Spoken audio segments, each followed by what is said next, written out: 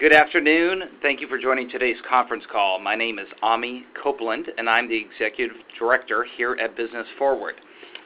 Today's conference call is meant to examine the effects of the midterm elections on the business priorities here in Washington. Today we are joined by political strategists from both sides of the aisle, Bill Burton and Kevin Madden. Bill is the Executive Vice President and Managing Director at the Global Strategies Group.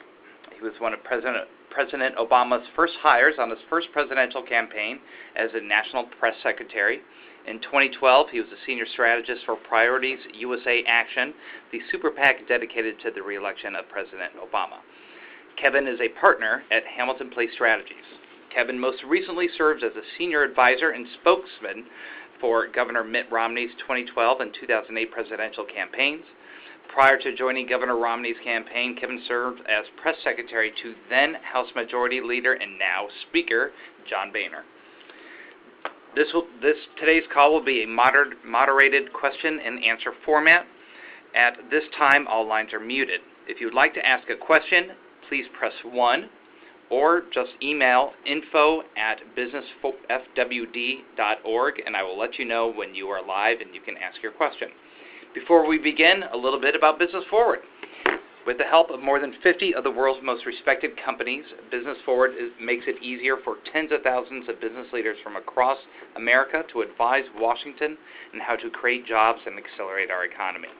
We are active in over 100 cities, and we work closely with more than 450 senior administration officials, members of Congress, governors, mayors, and other electeds.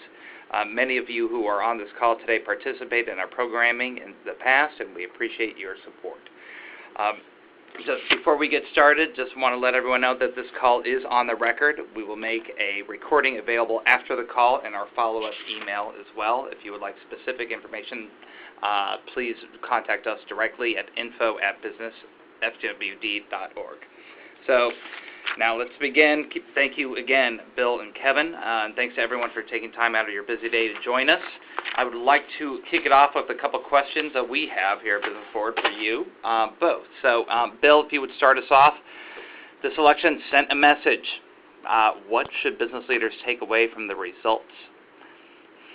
Well, look, as a partisan, I'm obviously disappointed with what happened on Tuesday night for a couple of reasons. Number one, because you've heard all about the maps, and the president mentioned that 2/3 of the voters didn't vote, and the Senate seats were mostly in places that Mitt Romney won, and the redistricting made it so hard for Democrats to win in a lot of different places. But the truth is, you don't get to pick your voters in a democracy, and the voters that came up to vote did not like the message that Democrats had for business and for on a lot of different issues.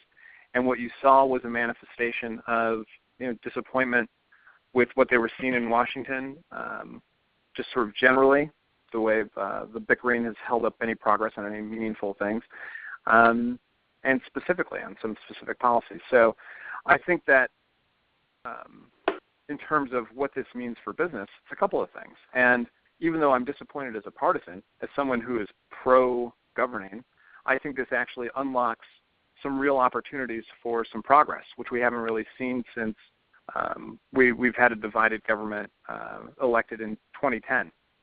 So on issue after issue, which I'm sure we'll get into over the course of this call, I think that you've got real deal makers at the top of the Republican Party in both John Boehner and Mitch McConnell. And I think that they are going to be looking for real opportunities to get some things done that help business. And working with President Obama, I think they'll be able to get some things signed into legislation. And even though 2016 is right around the corner, believe it or not, the Iowa caucuses are in like 13 or 14 months. I think at the end of the day, Mitch McConnell, even though he'll have some cross-pressure from some of the people who are running for office, to maybe not do anything or do some things in a certain way, I think he's a lot more likely to listen to somebody who's on the ballot as a senator in 2016 so he can hold on to his majority. So I think that Mark Kirk may have more sway than Ted Cruz in a Senate that looks like that. I'll give it back to you, Ami, at that. Great. And Kevin, again, your thoughts. What should the business community take away from the changes here in Congress? Well, sure. Yeah. Well, first, thanks to everybody for joining the call, and thanks to Business Forward for hosting it, and Ami for all your hard work and efforts setting it up, and also just real quick, thanks to Bill Burton for being my counterpart today. Bill is a great strategist. He's a smart guy, but more importantly, he is a good guy and a good friend. But with that, I'll just give my quick takeaway was that this election was clearly a harsh judgment on President Obama and his leadership approach. I think it's a mistake for Democrats to see it as anything other than that. But voters, I think, voters want Washington and Congress and the president by extension. They want them to be more accountable to voters. All the empirical, all the anecdotal evidence shows that voters aren't happy with Washington as an institution, and by extension, they are not happy with either party. So, while Republicans also won at the polls, the Republican brand still needs work. The national mood, as Bill mentioned, with the election clearly a referendum on a very unpopular president, it did help create a favorable national environment for Republicans. But unlike in 2010 or even the Republican Revolution of 1994, there was no national or unified Republican agenda or message. The candidates that performed the best here were the ones who personalized and localized their campaigns. So work remains for president. Work remains for Republicans going forward. On the question about what should local businesses take away, local business leaders should take away from the results exactly what many of them put into it, that voters across the country, like those that are in both small business and big business, they sent a message that they are unhappy with the direction of the country. They do have a declining level of confidence in Washington. They have unfavorable views of Republicans and Democrats, but they did signal that they want Washington to start getting things done. So, I think most importantly, business leaders across the country, they want stability. They want a sense that Congress has its priorities straight.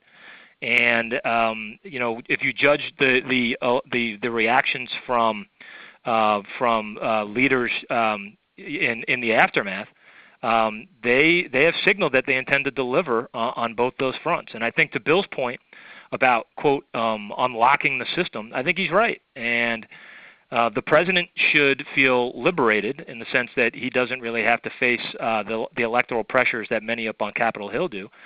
But, Mitch McConnell yesterday, and I'm sure John Boehner when he holds his press conference today, they're going to send signals that they want to get Congress working again.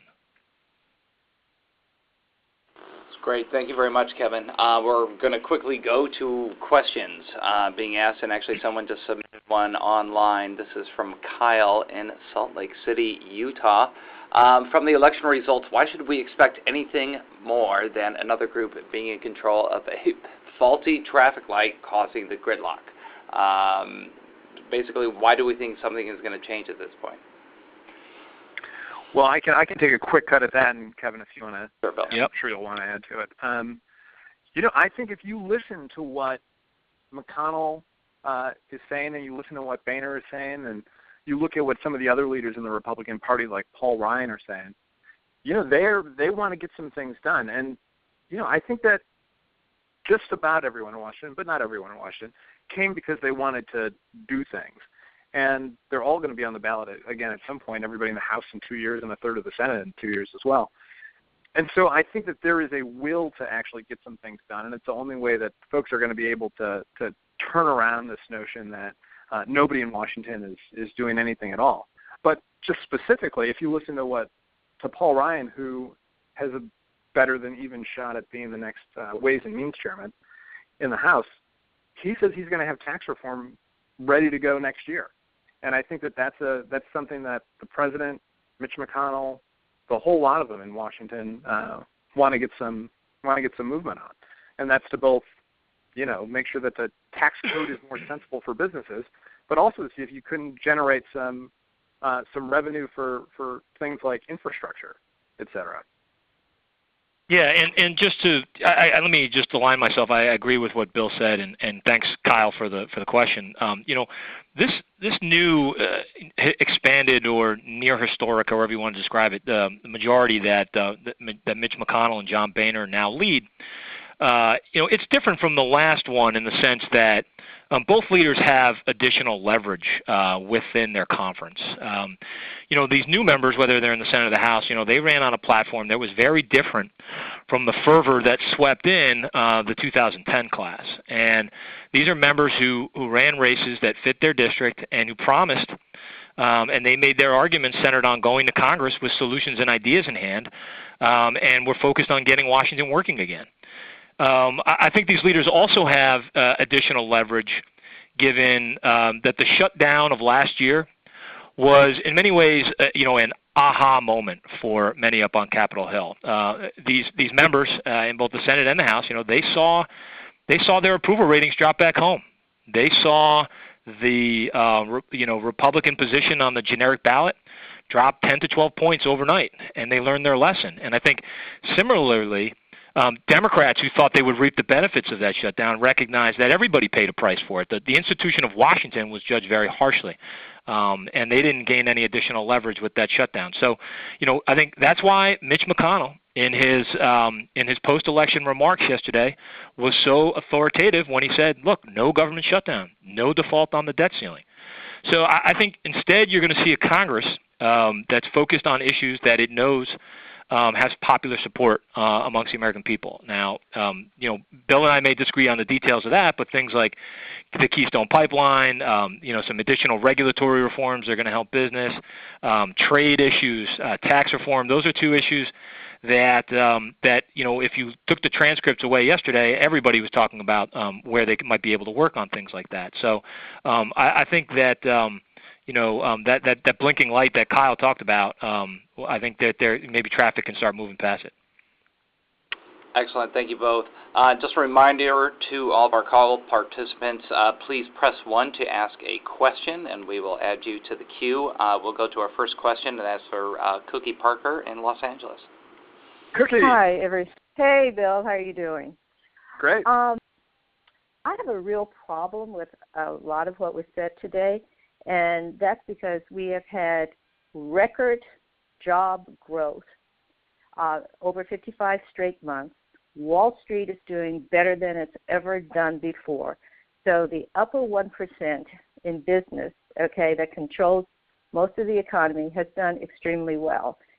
And when I listened to Mitch McConnell yesterday, the person who started off by saying 6 years ago that he was going to do everything that he could to obstruct this president, now all of a sudden he's interested in helping small and medium-sized businesses.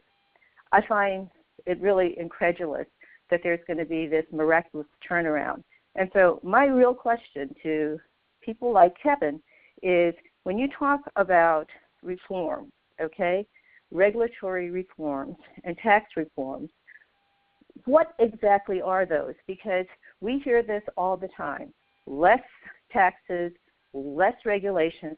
What exactly does that mean? And how is it going to affect, small and medium-sized businesses that are really affected by this? Because everybody else on the top are doing really, really, really well. And to me, less regulations does mean things like the Keystone Pipeline, which really is not going to create that many jobs in the United States. So I think what has been done in the last 6 years, in spite of Republican obstructionism, has been great for the business community. And I won't go into why I think we lost. But at any rate, I'd like to know specifics about regulatory reforms and tax reforms, and not just, generalities. Great. Thanks, Cookie. Kevin? Yeah, sure. Well, the economy was the number one issue, and I think the difference with between views on this is that, perception is reality, and I think the perception of voters was that the economy is not performing as well as it should. That essentially that we're not living up to our full potential. And if you look at the exit polls, 45% of the voters said that the economy was the most important issue, and but that they were generally pessimistic about it. Only 1% have said that the economy's condition was excellent. 70% said it was either not so good or poor, and 78% are worried about the direction in the next year. So there's a great deal of anxiety. I think the most interesting part of that anxiety is how voters look at the next generation of Americans. Will they be worse off or will they better off? 48 to 22% say they're going to be worse off versus better off. So there is a real economic anxiety out there, and it does take a while. I think maybe that's one of the things that the Democrats and the president are always going to be frustrated about, is that sometimes when you see these good economic indicators, it usually takes 6 months of steady good economic indicators to really change people's perceptions about the economy. As far as regulatory reforms and tax reform, look, I think that the tax reform part of it is if you were to take an issue like tax reform and you were to compare what President Obama is saying about it, what leaders up on Capitol Hill are saying it, what Orrin Hatch, Paul Ryan, Ron Wyden, but members of both parties, if you were to take the transcripts of what they say and remove their names from it, you wouldn't be able to tell who is a Republican and who is a Democrat. There's a genuine, broad bipartisan agreement that we need to do something about the tax code, that it's outdated, that it's too complex, and that there needs to be efforts to make it more simple, more fair, which I think sometimes will address the questions that many folks have about the disparity and where incomes are whether or not incomes are growing, and then competitiveness and how it relates to job growth. So those, I think, are going to be priorities. It's a very short window with which to get something like that done, but clearly if you listen to the leaders, it's something they're focused on. And one policy difference between Republicans and Democrats that will be meaningful for business owners, business leaders, is that now that Republicans can really be in the game and in crafting tax policy, since Paul Ryan and leaders on the Republican side would lower not just corporate rates but also individual tax rates, that would be meaningful for small businesses, because a vast majority of small businesses just are set up as pass-through entities, and so they pay a lot of their taxes through their individual taxes as opposed to corporate taxes. So that would be meaningful. But I would also say, Cookie, that and full disclosure, Cookie bought my son his favorite toy that he ever had, this little lion. But the issue on the economy with voters, I think, is that as the stock market got better and the jobs picture improved, the thing that didn't move was wages. And because wages were stagnant, even as energy costs were going up, healthcare costs were going up, education costs, even though things were getting better on a macro scale, on a micro scale, it actually felt like things were getting worse because wages were staying the same as all these other things were going up. And that put voters in a very bad mood, and Democrats largely paid the price for that on Tuesday. Great. Thank you guys both. The next call is coming from Michelle in Cincinnati. Michelle, your line is open. Hi, Michelle. Do you have a question for our guest? No? Okay. Kevin, I'm a Bengals fan. I'm very disappointed. Can we get Michelle back on the line? But we'll give it a shot here soon. Vanita is calling in from Illinois. Vanita, your line is open. Good afternoon, and thank you for assembling this group. A couple of observations and then a question.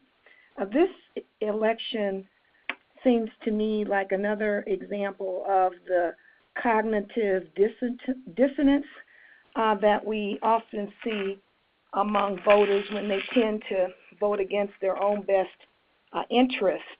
And many of and largely based on perception rather than reality. And we also saw many national referendums, including favorable responses to minimum wage referendums, for example, which are contrary to many of the elected individuals' priorities. Again, hearkening back to Cookie's original comments. But my question is, what are the prospects for immigration reform in the lame duck or the next session of Congress. Great question. Thank you, Vanita. Bill, do you want to start with that one? Sure. In terms of I appreciate the question, and you make some good observations. I will say, the dissonance between minimum wage initiatives passing in some of these red states, but Democrats getting so roundly blown out in this election is interesting, but it's also something that Democrats really need to do some real soul searching about. I think the fact that the coalition that generally elects Democrats is so heavily weighted by African American and Hispanic voters and young voters and women voters that in a midterm, it's hard to recreate that same coalition of voters. And going into the next presidential election, where you'll have all these other elections happening all over the country as well, in the House and the Senate, if Democrats don't start figuring out a way to communicate with a segment that we are losing a larger and larger share of, mostly white men, then we're going to have problems. Now, over the long term, the ascendant voting groups are going to overtake the importance of white voters to a certain extent, but not completely. And Democrats do need to figure out a way to marry up the fact that voters are largely for much of the Democratic policy positions, but not for Democrats in a lot of these places where we're losing. On immigration reform,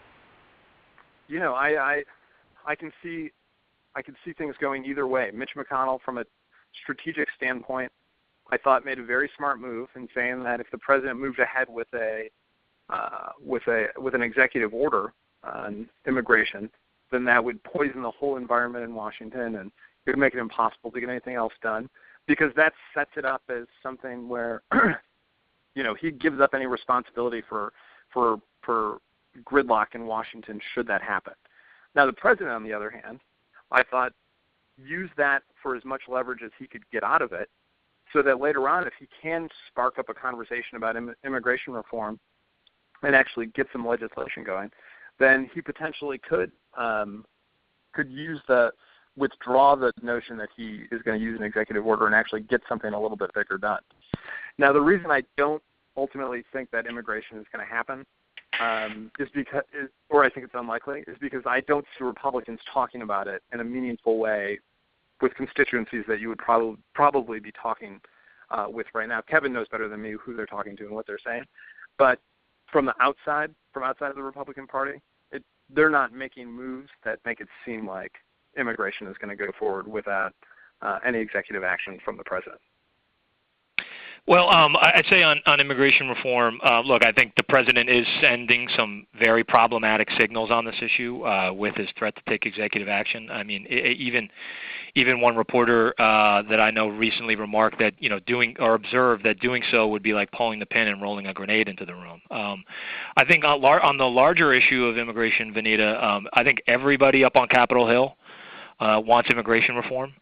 Nobody is happy with the current system. I think there are many folks who believe from both the enforcement side we need modernization, and also we need a better system on the workers side of it, because we obviously have a very changing economy. I have my own views on this as the son of immigrants, but I think on Capitol Hill, the big problem is that they disagree on the process and they disagree on the details. I think Republicans are more interested in moving through with a process where we do this piece by piece, and there are others that insist on having it be comprehensive. I think to the politics of it, I think everybody has to get very personally involved if something's going to get done. And I think if there's one clinical assessment that even Democrats have up on Capitol Hill, is that the president hasn't gotten very personally involved on pieces of legislation like that are going to require very big, broad, bipartisan coalitions, and that they're going to it's going to be a very heavy lift to sort of build the the public support for it. So it remains to be seen. I think it's a very difficult challenge for this Congress, but for those that are immigration reform advocates, the fact that it's part of the conversation should be somewhat encouraging. Great, thank you both. We're going to take a question that was emailed in. This is David from Minnesota. As a small business owner in Minneapolis, I rely upon a strong transportation system to conduct my work. We saw a standoff earlier this year on the reauthorization of transportation spending and funding bills. Any chance of a long-term agreement this year? Kevin, if you want to take the first stab. I'll take it real quick. Yeah, without getting it too far into the details. Thanks, David, for the question. I think, look, on this, transportation is one of those issues where it is critical to the economy. You do have House and Senate leaders saying that they want to move pieces of legislation that are important to helping the economy. That our transportation infrastructure is essentially the circulatory system of our economy. I think that this is one of those things where John Boehner's leadership is critical, because he does believe very strongly, having been a committee chairman himself, that the work of the committees should be left uninterrupted. He is going to want to see the Transportation Committee, produce some legislation that is going to address some of the issues, and a crumbling infrastructure is one of them. So I think it's very likely that it could be something that they visit in the next year. How long term that will be, what the size and scope of it will be, I think that still remains to be seen. And frankly, it could be tied to tax reform in some meaningful ways. I mentioned that's right. Earlier, That's right. Any revenue could be generated, then it could make it more possible to do something that was revenue neutral as opposed to adding dollars to the federal budget. Yep, great, thank you. Again, just a reminder, if you have a question, please press 1 to ask your question. And we're actually going to go to another submitted question. This is from Kathy in Miami. We know that trade is a priority for the administration and for the Republicans in Congress.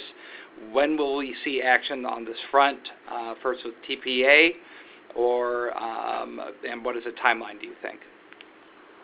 Well, I think this is for folks that are interested in trade. Again, it's encouraging. If you look at what all the leaders have said, with the president, Mitch McConnell, and I expect John Boehner today, they will continue to point to trade as an issue where they think there's some common agreement. Obviously, TPA remains a critical vehicle for the Trans-Pacific Partnership to actually become a reality. That said, while there is a path for maybe TPP to where it could close before TPA, it's important to remember that TPP probably won't close, but can close but not be presented to Congress for months. So it could take a while. I think that it's I'd be skeptical about it getting done in the lame duck. But that there will be conversations about what's the best vehicle and what's the best structure to make sure that something gets done on trade after the new year. The only thing that I would add is that the comments from Republicans, even as recently as this morning, John Engler, who's the head of the Business Roundtable now, was talking about how much he's looking forward to working with the president on trade. I mean, it is probably the place where you've got the broadest bipartisan agreement. And the truth is the folks who were the biggest opponents of some of these trade agreements were not in the Republican Party. And so I think that there's a very good chance that this happens as quick as it could. Great, thank you so much. Next call is going to Jamie, just outside of Washington. Jamie, your line's open. Hi there, thank you. As a Browns fan, I'm going to say go Browns tonight. That's tough. Second of all, I wanted to ask you guys what you thought about the prospects for energy policies to be moved in the upcoming Congress. Thank you. Go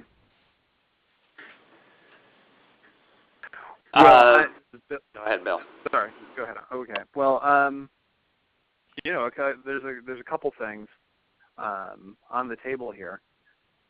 things to watch in terms of issues are, are Republicans going to do anything to try to roll back some of the power plant regulations that the president moved forward through the EPA?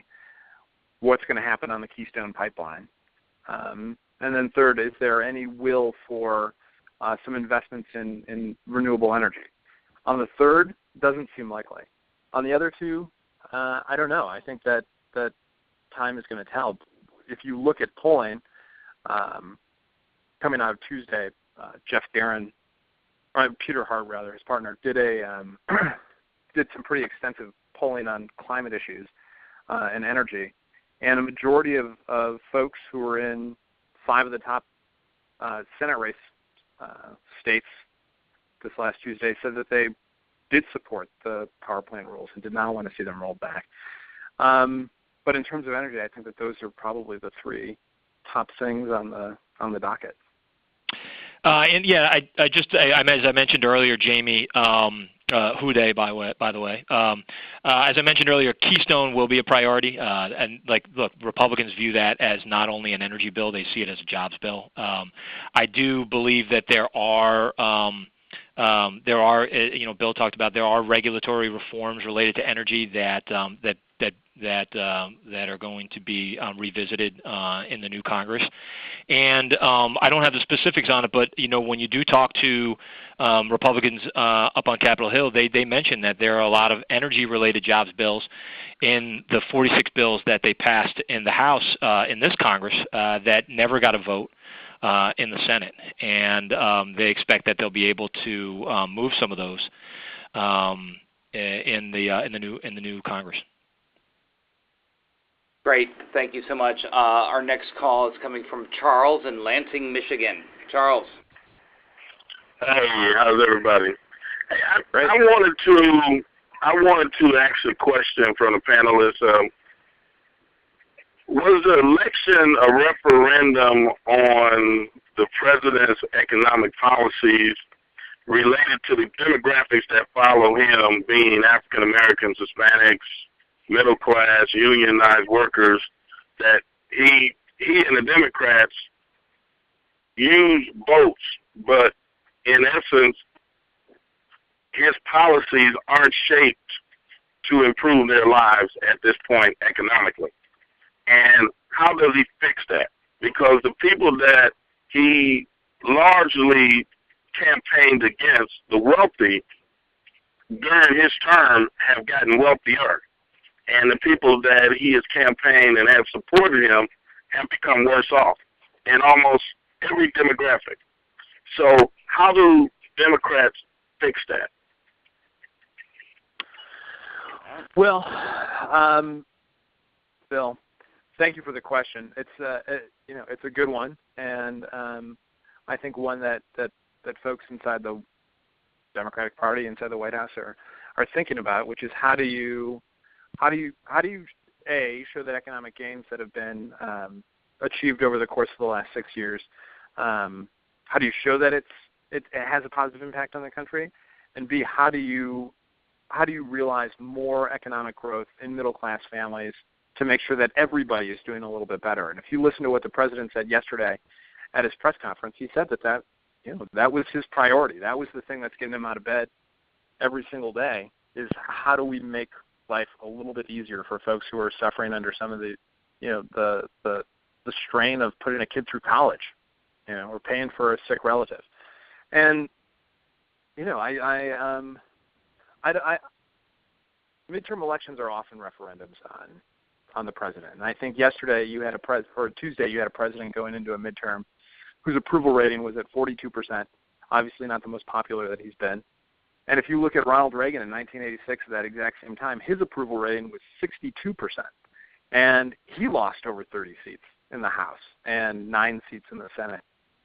So going into this election, I think, given where the president was, we were sort of destined to not have a great night, necessarily, even though some of the polls looked like maybe it would be a little more split than it was at the end there. So, yes, I do think that people went in and the president was on their mind, and to the extent that he was, I think that Democrats did not do well on the ballot.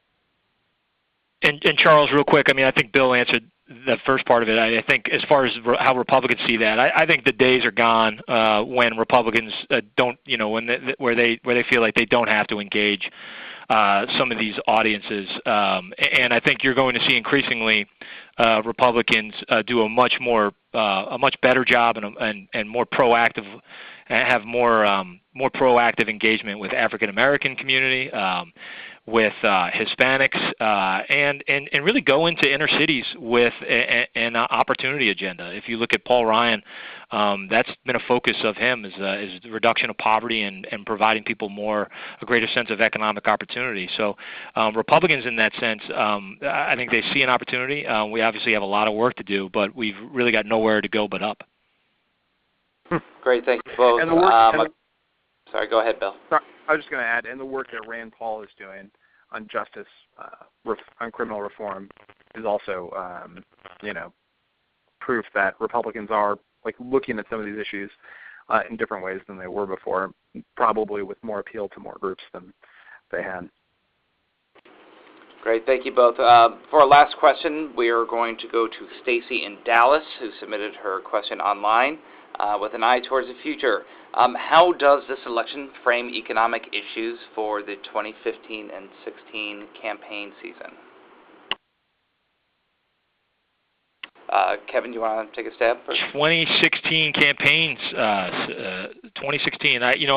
Bill and I were joking a week ago about how the 2016 campaign would begin on Wednesday. So the Wednesday morning after we were a day late.